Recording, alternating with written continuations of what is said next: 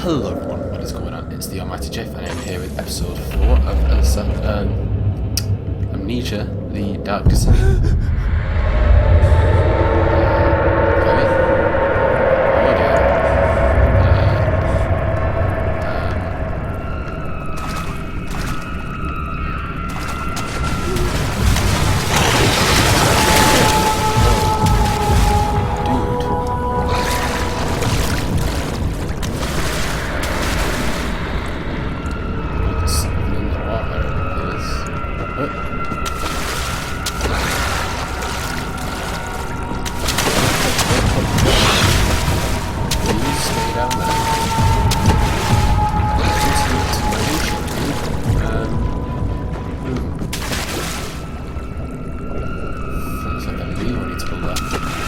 So in the previous episode we went through the wine cellar. We picked all the ingredients for the acid, we burned the acid, and we went through the refinery, leading us into this room right here. So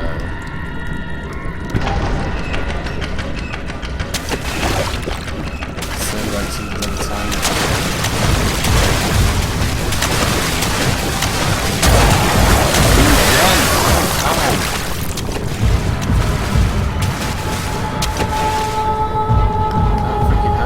Barely conscious, dude.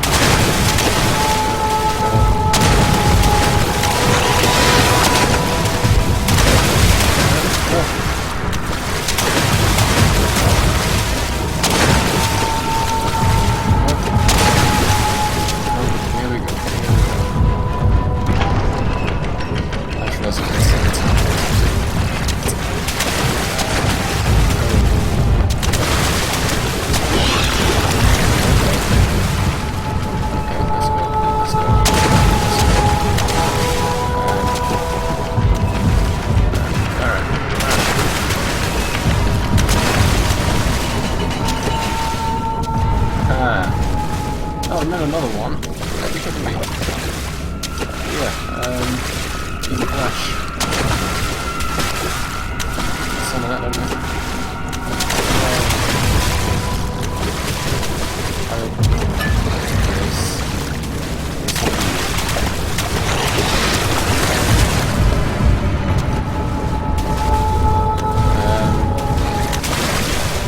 Seems like a human collapse thing.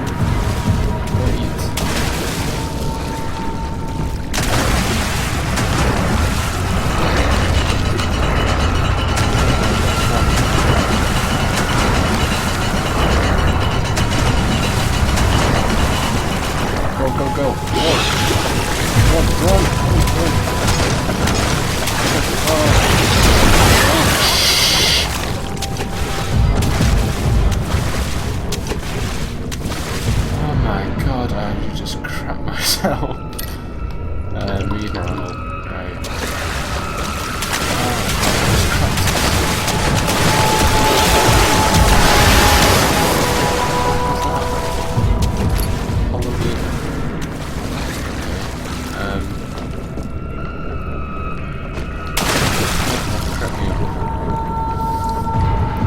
I thought that was like the exit.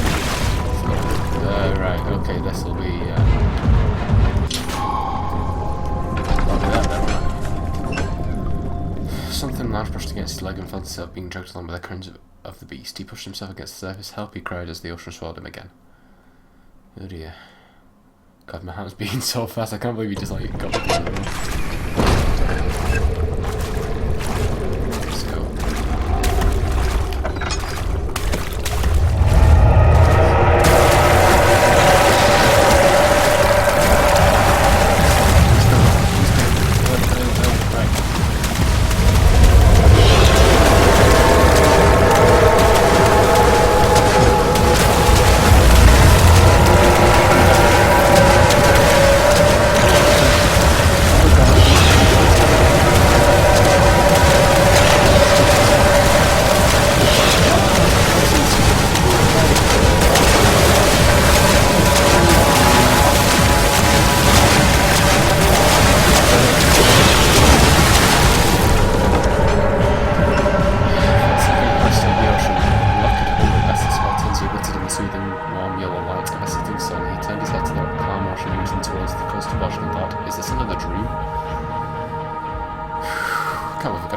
To be quite honest. That's good. Alright. Come on, buddy. And how are we doing? A few cuts and bruises. Crystal clear. Right, okay. That's what I like to hear.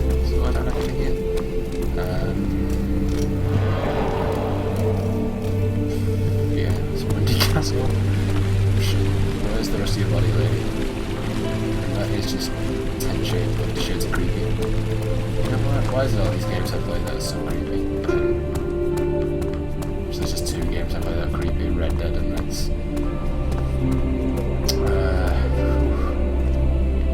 Guest room, okay, I didn't think we'd be able to open it. The trunk was wrapped in the locked and broken piece, I'd assumed. He wondered if anything had been left, considering all the hands it had passed. We meant to do personal albums. Nothing.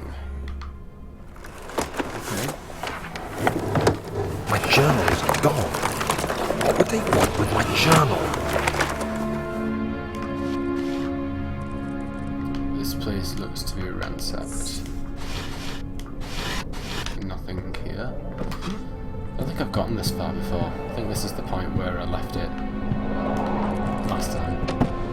What's this? No. 2nd of July, 1839. I received a letter today from the Algerian governor's office disclosing the fate of Herbert's expedition. About a week after my departure, Abdullah, one of the men traveling with us, returned from the desert. He was badly injured, as if maimed by a lion. The man rambled deliriously about the expedition being attacked by something horrible. The French quickly dispatched a search party to look for the expedition. After searching for days, they found the camp abandoned without any trace of Herbert or his men. Tomorrow, I'll retrieve the things they recovered from Herbert's tent at the customs house. I don't know what to make of it, but I'm worried for him. Right, okay.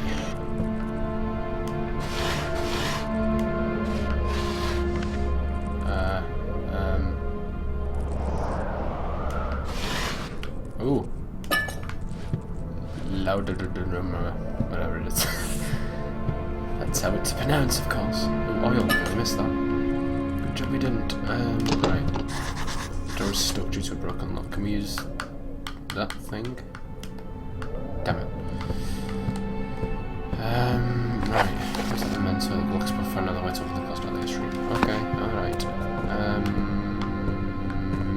Tinder. Give me the Tinder. I like the Tinder. Okay,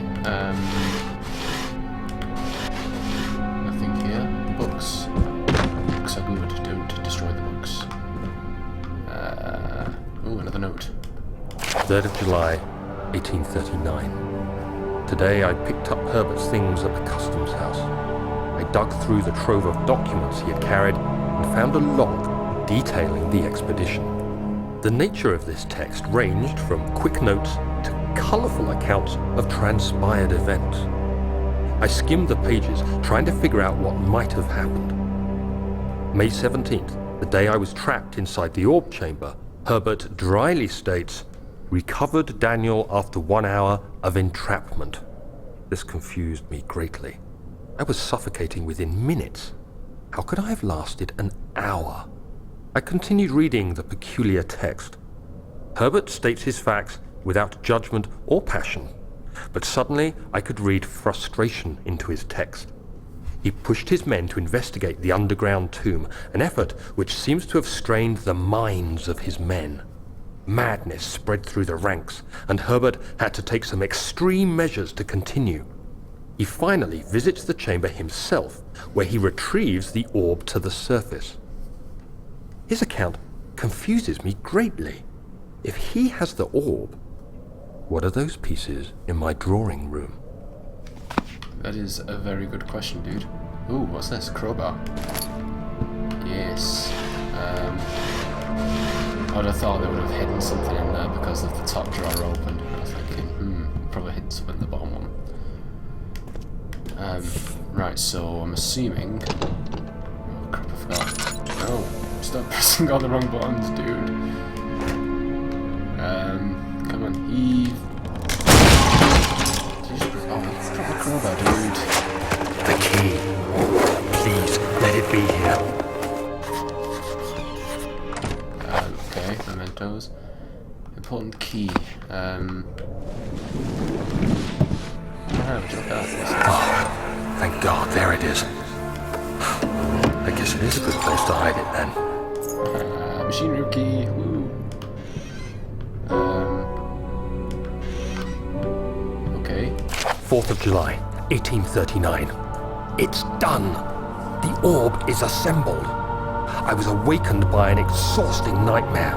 Shaking and sweating, I retired to the drawing room with a cup of tea. Good choice. The relic pieces lay spread across the table as I'd left them, but somehow I knew how it was supposed to be. I fetched the tar, which I had prepared to fix the pieces together, and without fault I joined them, producing the orb I remembered so clearly. The tar proved unnecessary. It was pushed out from the joining pieces as they merged on their own, with no adhesive. The ancient stone relic now rests on my table. Its immaculate surface and perfect shape could have been molded by a factory. This is all too strange.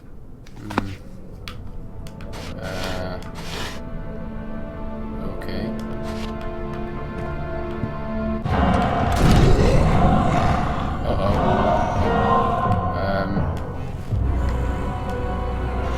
What's happening?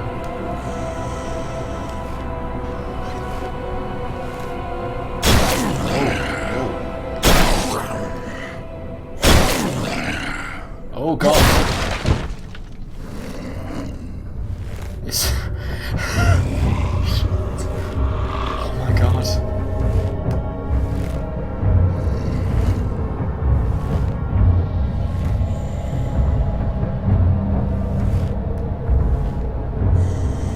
See?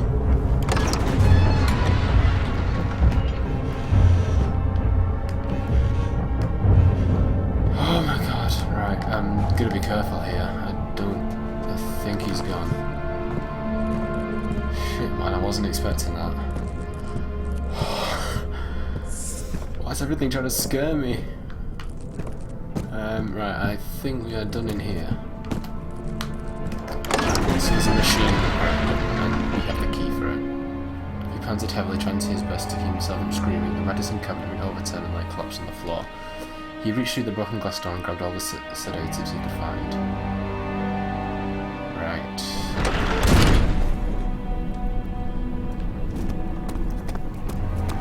What's this? Study. He flipped through the book of monarchs looking for etchings and encountered 9 different kings from all over Europe depicted with the orb rested resting in our hands. It's a bit like the apple of Eden, isn't it? Right, I don't know what we're meant to do now. Yeah, no mementos. I think we're just kind of checking out all these rooms. Right, let's take the old lantern out. Books. What's this? Letter regarding the discovery of an orb. To my most trusted student and friend, Johann Weyer, the most remarkable thing happened as I was travelling through the Prussian woods this summer. I finally found one of the orbs I've been looking for the last 20 odd years. It is as inexplicable as the Heliodromus described it in the Hortus Conclusus. It was, as it was told about, an underground Mithraic temple crowned with the unearthly artifact. The orb was big enough to fill my cupped hands, and the texture was smooth and jagged, its colour washed while rich. Contrast is not enough to describe its nature. It was an impossibility, an artificial paradox captured within stone. I was staying in a nearby village called Oldstad, investigating one of the antiquated trails. When I finally found the cavern, I went inside and suddenly I could verify the truth of these enigmatic artifacts. They were real. As you can understand, this is the most important discovery of my life, but it has also become my greatest fear. As I entered the underground chamber, I could feel that I was trespassing. Because of my curiosity, I did my best to fight these instincts and fetched the orb from its place. I scrambled out of the chamber and into the woods. I could sense something was following me. It bayed loudly as it closed in. The beast, the guardian of the orb, was relentless in its pursuit. I made my way to a nearby ravine where I stumbled upon some men fishing in the lake. I tried to warn them as I passed, but fortunately they remained as I continued my escape. When I heard their cry of pain echo through the valley, I felt such a tremendous sense of relief, thinking I would be spared. Suddenly a blue shimmering light engulfed me and the colours of the forest were washed away before my eyes. I kept running through the bleak surroundings. The trees had turned charcoal black with leaves of cinder, the ground covered in murky water. I pressed on through the drenched land as the glowing amber gave way to the rising wind and rained on me. I could hear pleading screams in the distance as I joined in pain and fear overtook me. I fell to the ground, gasping for air.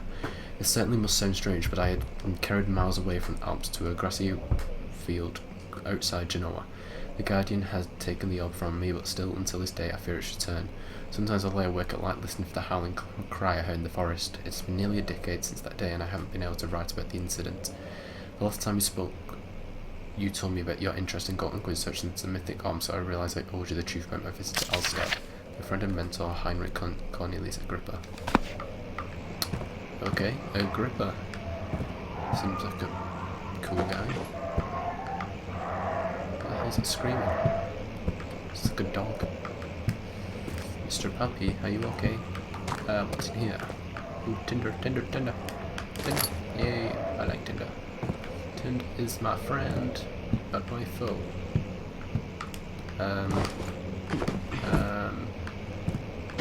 Any other things in here? No, nothing at all. Okay. That was some nice Tinder. What's in here?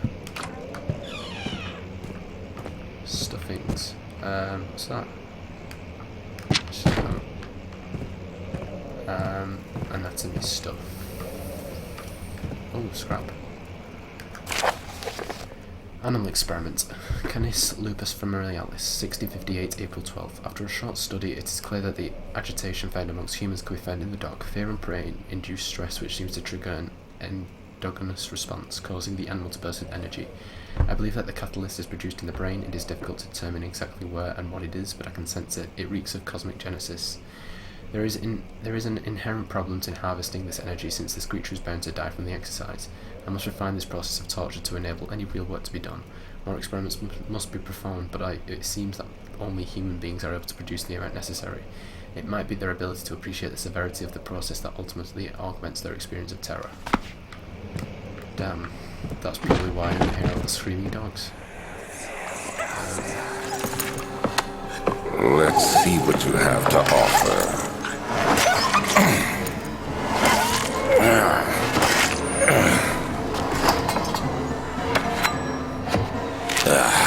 What a mess. I should have sharpened the saw, but I can sense it. It's definitely there. Oh The poor dog. Oh, that is so bad. I feel so bad for it. It's horrible. Run away. Right, okay, that'll be through where we just came. Okay, I think we'll get through this room and call it a day. I've been scared enough this episode. Ooh, another scrap. Anatomy Frontiers. 1658 January 9th. Further disappointment, the antiquarian's latest findings yielded nothing. I'm still unable to grasp the inner workings of life and its relation to the power I sense within it. I shall pursue more books on the subject, but I suspect it will be in vain. Since no research has been made in my particular interest, I must attempt to fill that void myself. Clearly humans emanate more of the energy I seek, but I hope animals will suffice, as they will prove less of a hassle to acquire. Oh, why did they experiment in animals? That's disgusting.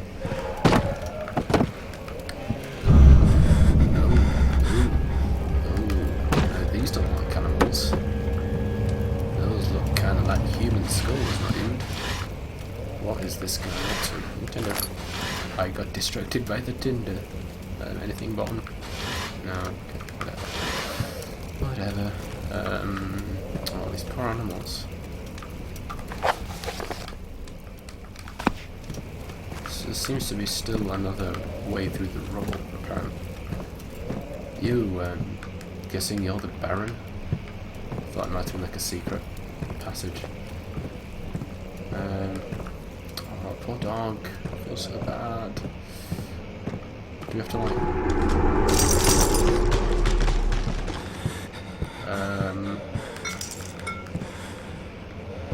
I guess... Oh, no. We have to go out, aren't we? Oh, well. Crap, wrong button.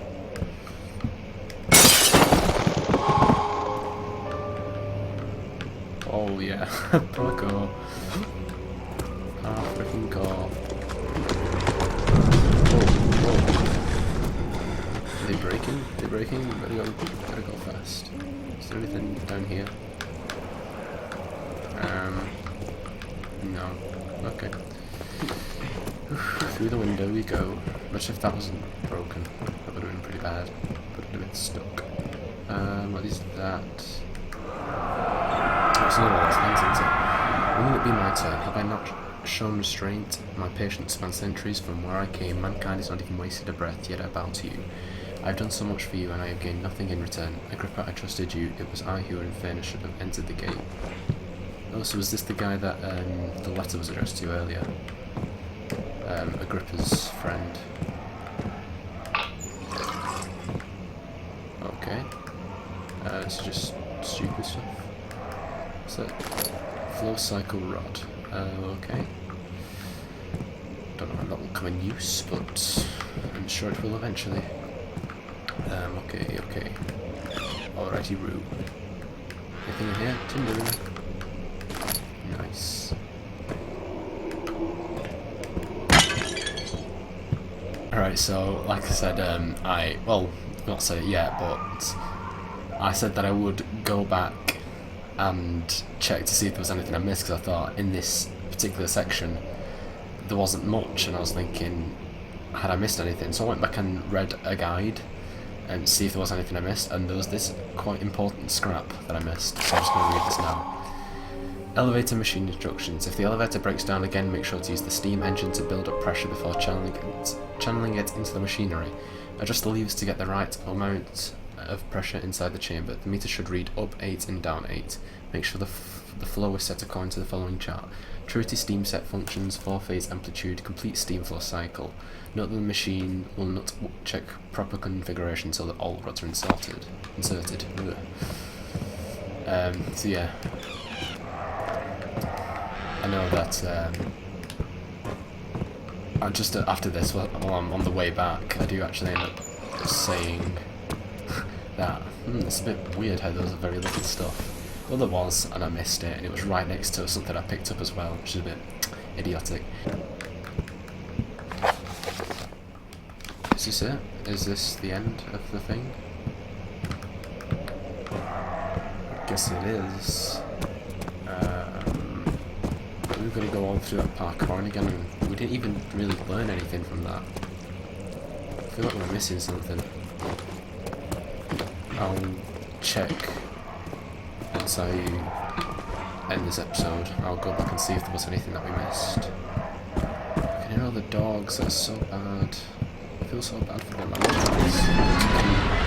Professor Terms, the second death comes by his damn curiosity. Oh, damn curiosity. Anyway, I hope you guys enjoyed this episode. Hope you enjoyed shitting my pants twice. If you did, be sure to like, comment and subscribe, and I will see you in the next episode. Bye guys.